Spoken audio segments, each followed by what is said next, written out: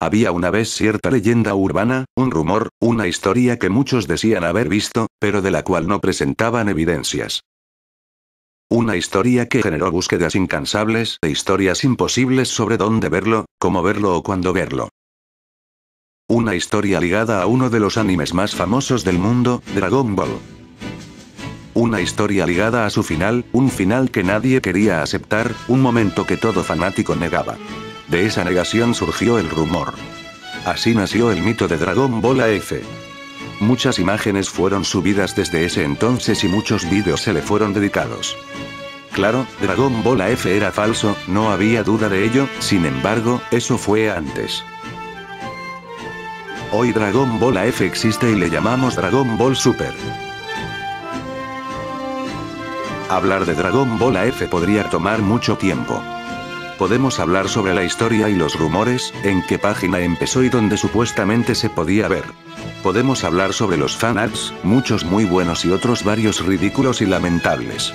Podemos hablar sobre el boom que este tuvo entre los internautas, pues a mis ojos, toda la parafernalia alrededor de Dragon Ball AF es similar a la de Pokémon y sus famosos Pokégos. Si bien, Dragon Ball AF quedó ya en el olvido y muy pocos hablan de él, no creo que debamos dejar la historia morir, pues habla de una época más sencilla, cuando podíamos dejar a flote nuestra imaginación y creer que toda situación que siempre quisimos ver en Dragon Ball sería posible en AF. Hoy, ya no podemos imaginar nada así. Gracias a Dragon Ball Heroes, Dragon Ball Online, Dragon Ball Fusión, y claro, Dragon Ball Super, podemos ver hecho realidad mucho de lo pensado para Dragon Ball AF. ¿No me crees? Echemos un vistazo al material de Dragon Ball que hemos recibido en los últimos tiempos y comparémoslo con el que se creaba para Dragon Ball AF. Para empezar, el tema más recurrente en Dragon Ball AF eran las fases de Super Saiyajin.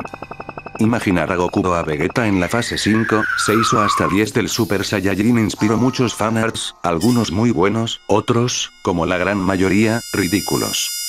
Claro, también se hablaba de alcanzar niveles sagrados, místicos o divinos. ¿Te imaginas a Goku alcanzando un nivel igual al de un dios? Hoy, en Dragon Ball Super hemos visto a Goku alcanzar la fase de Dios del Super Saiyajin, en la cual el único cambio superficial es el color del cabello. Pero ¿sabes algo? Eso Dragon Ball AF lo hizo antes. Claro, era mucho más común imaginar variaciones y agregados al Super Saiyajin 4, pero también habían cambios de color en el cabello como posibles power-up en Dragon Ball AF. Otro de los elementos más importantes en Dragon Ball AF era el regreso de viejos antagonistas.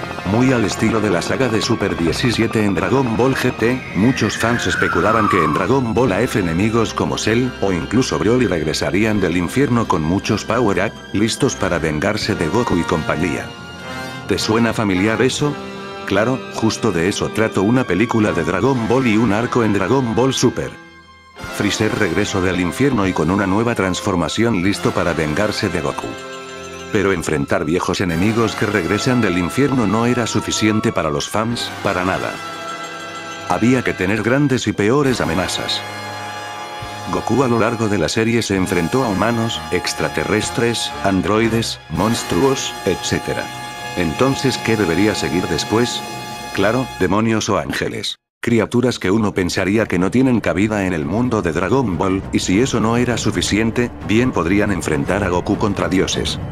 El concepto de Dios siempre se presentó en Dragon Ball, esencialmente Dende es Dios junto a los Kaioshin, sin embargo, no eran lo que uno esperaba como Dios. Al hablar de un dios en Dragon Ball, esperábamos un guerrero capaz de destruir planetas con un dedo, criaturas amenazantes que derrotasen a Goku. Hoy conocemos a personajes como Bills o Champa, quienes son dioses de la destrucción, y por si fuera poco, personajes que superan el poder de estos. Pero pese a todo, todos sabíamos lo obvio: Goku superará todos los retos que se le pongan enfrente. Es cierto que actualmente ha perdido muchas peleas, cosa que no es mala desde un punto de vista narrativo, pero la verdad es obvia. Eventualmente Goku superará a todos sus adversarios y se sobrepondrá ante las derrotas que ha tenido. No importa qué enemigo enfrente, Goku lo superará, y no solo porque sea el protagonista y eso deba pasar. Aunque eso también es verdad. Sino porque esa es la naturaleza del personaje. Esforzarse para ser más fuerte y superar los retos que se le presenten. Entonces, ¿qué enemigo pondríamos para Goku y que este no pueda vencer? Bueno, ¿y qué tal si creamos un Goku maligno? Sería interesante, pues tendría la misma tenacidad de Goku en batalla, así como los mismos poderes. Incluso un doujinshi con un dibujo bastante profesional creó un enemigo que podríamos ver como un Evil Goku. ¿Por qué no crear un Evil Goku en Dragon Ball F? ¿Y qué tenemos ahora? En Dragon Ball Super se nos ha presentado una versión oscura de Goku, de la cual no sabemos mucho de momento. Posiblemente, con el pasar del tiempo, veamos más similitudes entre lo que los fans proponían para la versión maligna de Goku y lo que sea que Toriyama prepare para este enemigo llamado Black.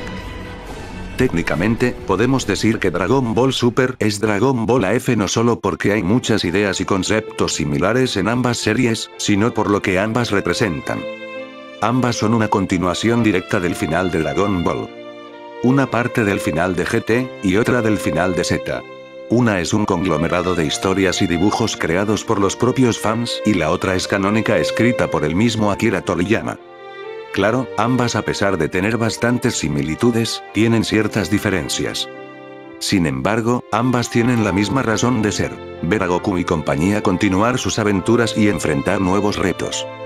Solo faltaría que en Dragon Ball Super veamos fusiones extrañas, pero bueno, para eso existirá el juego de Dragon Ball Fusión.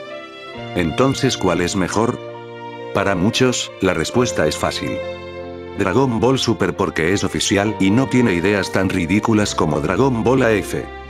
Sin embargo, te recuerdo que AF tiene la decencia de tratar mejor a los demás personajes y no solo enfocarse en Goku y Vegeta.